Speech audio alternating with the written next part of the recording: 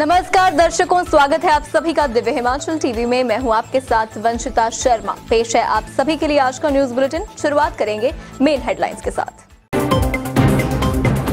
बारिश तूफान को हो जाओ तैयार, किसान बागवानों की बढ़ी टेंशन। धर्मशाला के सर्किट हाउस में रुकेंगे राष्ट्रपति रामनाथ कोविंद और पीएम मोदी। रामपुर के निरथ में चिट्टे संग धरी 3 महिलाएं, पुलिस ने गुप्त सूचना के आधार पर पाई सफलता। प्रदेश में बेरोजगारी चरम पर, फील्ड इन्वेस्टिगेटर के एक पद के लिए 3000 से ज्यादा ने दी परीक्षा। प्रशासन के आदेशों को अनसुना कर नदी में उतरे श्रद्धालु, डूबने से एक ने गंवा दी जान। एनएचएम पॉलिसी को लेकर कैबिनेट से पहले सरकार को भेजा जाएगा ड्राफ्ट। यूजी की पढ़ाई बीच में छोड़ने पर बर्बाद नहीं होगा करियर, कॉलेजों में शुरू होगा multiple entry air exit plan. और अब समाचार विस्तार से। HPMC लाई है सस्ते दामों पर शुद्ध उत्पाद सिर्फ आपके लिए, जो कि रोग प्रतिरोध क्षमता को बढ़ाएगा, हर जन को स्वस्थ बनाएगा। स्वस्थ हिमाचल HPMC का उद्देश्य। पिछले दिनों में प्रदेश भर में बारिश के बाद तापमान में कुछ गिरावट आई है। अब आने वाले दिनों में मौसम फिर से करवट बदलने वाला है। विभाग का दावा है कि पश्चिमी विक्षोभ के चलते प्रदेश के कई हिस्सों में बारिश के साथ आंधी और तूफान चल सकता है। पेश है ये रिपोर्ट।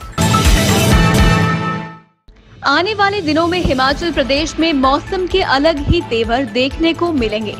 मौसम विभाग के पूर्वानुमान के मुताबिक पूरे प्रदेश में तेज आंधी के साथ बारिश और ओलावृष्टि हो सकती है। मौसम विभाग के अनुसार 24 मई तक प्रदेश में मौसम खराब रहेगा। इस दौरान प्रदेश के कई जिलों में तेज बारिश और ओलावृष्टि हो सकती है।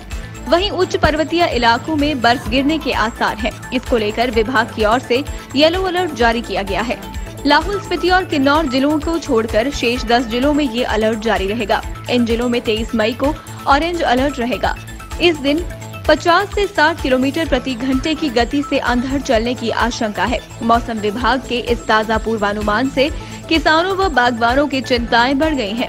अंधड़ व ओलावृष्टि से पर्वतीय क्षेत्रों में सेब व मैदानों में आम व अन्य फसलों को नुकसान पहुंच सकता है। मौसम विज्ञान केंद्र शिमला के निदेशक सुरेंद्र पाल ने बताया कि पश्चिमी विक्षोभ के प्रभाव से अगले 3 दिन प्रदेश में बारिश व ओलावृष्टि व अंधड़ चलने की संभावना है।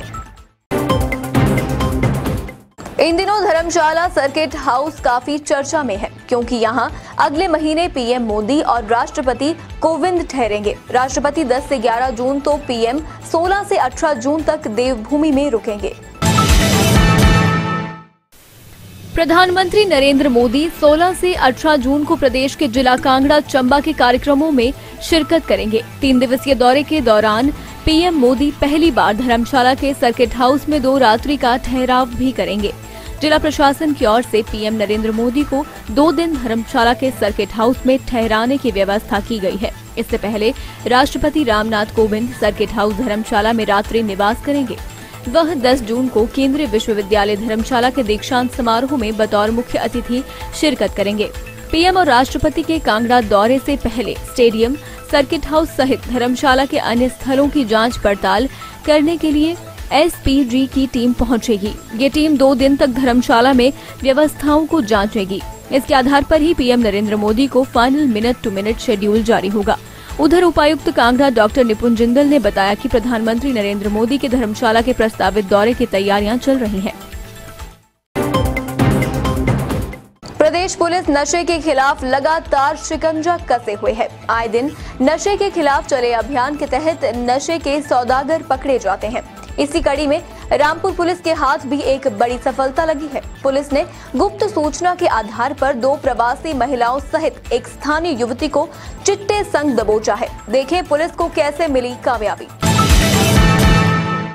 रामपुर पुलिस ने पेट्रोलिंग के दौरान निरथ में 3 महिलाओं से 27.98 ग्राम चिट्टा बरामद किया है। मिली जानकारी के अनुसार रामपुर पुलिस थाना अध्यक्ष अपनी टीम सहित नीरथ क्षेत्र की पेट्रोलिंग पर थे। इस दौरान उन्हें गुप्त सूचना मिली कि नीरथ में 2 राजस्थानी महिलाएं स्थानीय लोगों को चिट्टा बेच रही हैं। सूचना मिलते ही पुलिस दल स्थानीय पंचायत प्रतिनिधियों संग नीरथ में पहुंचे। वहां 2 महिलाओं और एक युवती से 27.98 ग्राम चिट्टा बरामद किया गया। आरोपियों में राजस्थान की 45 वर्षीय बीना, 37 वर्षीय सुमित्रा के व एक स्थानीय 20 वर्षीय युवती के नाम शामिल हैं। पुलिस ने थाना रामपुर में आरोपियों के खिलाफ एनडीपीएस एक्ट के तहत मामला दर्ज कर जांच शुरू कर दी है। टीएमटी प्लस वाटर टैंक की दीवारें मोटी परत की होने के कारण मजबूत होती हैं, जिसकी वजह से एक्सट्रीम सर्दी या गर्मी में भी वाटर टैंक को कोई नुकसान नहीं पहुंचता। हिमाचल प्रदेश में बेरोजगारी के आलम का अंदाजा इसी बात से लगाया जा सकता है कि एक पद के लिए हजारों अभ्यर्थियों ने परीक्षा दी। हिमाचल प्रदेश कर्मचारी चयन आयोग द्वारा आयोजित फील्ड इन्वेस्टिगेटर के पद को भरने के लिए प्रदेश भर में लिखित परीक्षा का आयोजन हुआ। रोचक बात यह है कि एक पद के लिए 3000 से भी ज्यादा अभ्यर्थियों को कॉल लेटर जारी हुए थे। हिमाचल प्रदेश कर्मचारी चयन आयोग हमीरपुर द्वारा फील्ड इन्वेस्टिगेटर की लिखित परीक्षा रविवार को प्रदेश के 4 जोन में सुबह के सत्र में आयोजित की गई। जिला मुख्यालय स्थित राजकीय वरिष्ठ माध्यमिक पाठशाला बाल हमीरपुर में 35% अभ्यर्थियों ने परीक्षा दी।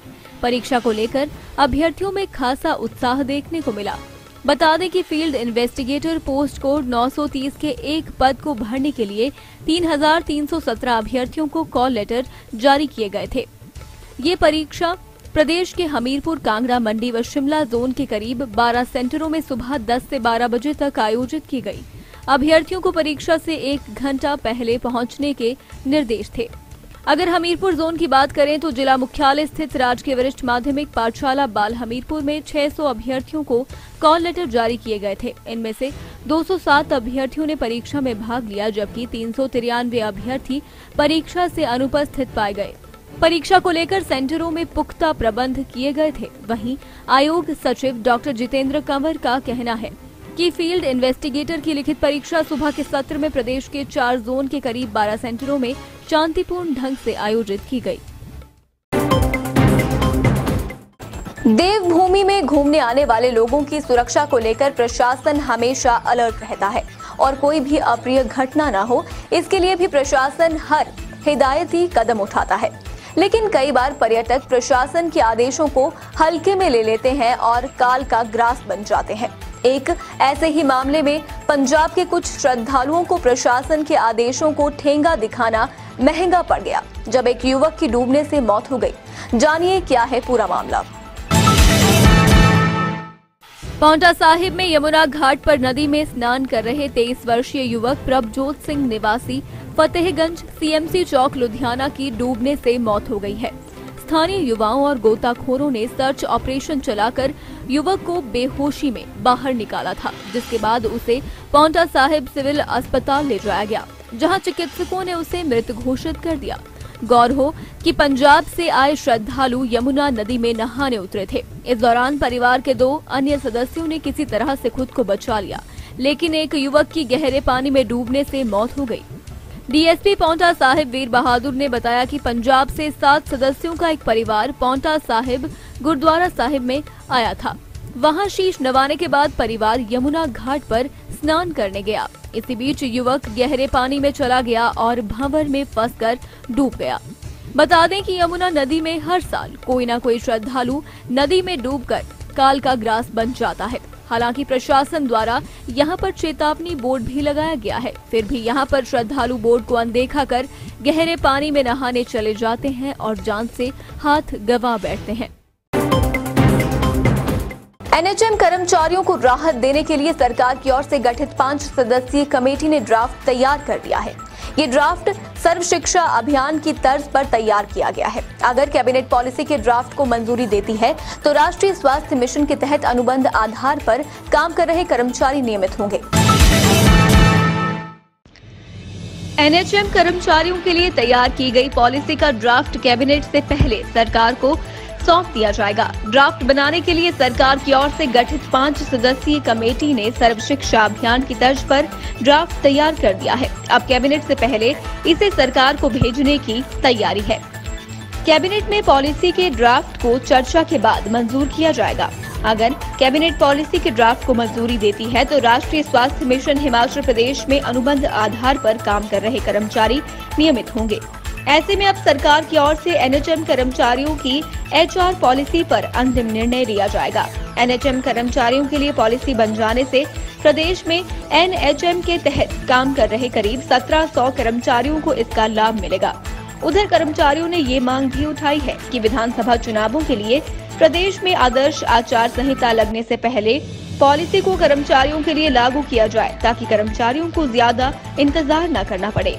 वहीं बताया जा रहा है कि 5 सदस्यीय कमेटी की तीसरी बैठक में ये निर्णय लिया गया है कि एनएचएम कर्मचारियों को भी राज्य सरकार के अन्य कर्मचारियों की तर्ज पर ही 2 साल के अनुबंध काल के बाद रेगुलर पे स्केल दिया जाएगा। अब छात्र पढ़ाई बीच में छूट जाने पर भी सिलेबस पूरा कर पाएंगे और उनका समय भी बर्बाद नहीं होगा। इसके लिए प्रदेश के कॉलेजों में multiple entry air exit plan शुरू होगा। पहले साल में डिप्लोमा, दूसरे में सर्टिफिकेट और तीसरे साल में डिग्री दी जाएगी। प्रदेश के कॉलेजों में यदि आप किसी कारणवश यूजी की पढ़ाई पूरी नहीं कर पाते हैं या पढ़ाई को बीच में छोड़ना पड़े तो अब छात्रों का करियर बर्बाद नहीं होगा। एचपीयू ने प्रदेश के सभी शिक्षण संस्थानों में नई शिक्षा नीति के तहत मल्टीपल एंट्री एवं एग्जिट सिस्टम लागू करने का फैसला किया है। इसी सत्र से नया सिस्टम शिक्षण संस्थान में लागू करने के लिए तैयारियां भी शुरू कर दी गई हैं। नई शिक्षा नीति के तहत मल्टीपल एंट्री एग्जिट प्लान के तहत कॉलेज में एक बार एडमिशन लेने पर छात्र यदि अपनी पढ़ाई किसी कारणवश पूरी नहीं कर पाता है तो उसे डिग्री, डिप्लोमा और सर्टिफिकेट दिया जाएगा। इसमें तय किया गया है कि कॉलेज में एडमिशन के बाद पढ़ाई पूरी करने पर पहले वर्ष में डिप्लोमा, दूसरे साल में सर्टिफिकेट और तीसरे साल में डिग्री दी जाएगी। और अब चलते चलते नालागढ़ में लाइन की मरम्मत करते वक्त हादसा, करंट लगने से बिजली बोर्ड कर्मचारी की मौत। नैना देवी में चावल की कालाबाजारी पर सहकारी सभा का सचिव निलंबित, ढुलाई ठेकेदार भी ब्लैकलिस्ट। प्रदेश भर में एचआरटीसी के स्वीकृत ढाबों की होगी इंस्पेक्शन, शिकायतों पर प्रबंधन सख्त। चंबा में बेकाबू लपटों ने बरपाया कहर, 11 गौशालाओं में आग लगने से 16 मवेशी जिंदा जले। दर्शकों, आज के न्यूज बुलेटिन में बस इतना ही। अब आपसे अनुमति चाहूंगी। देखते रहिए दिव्य हिमाचल टीवी।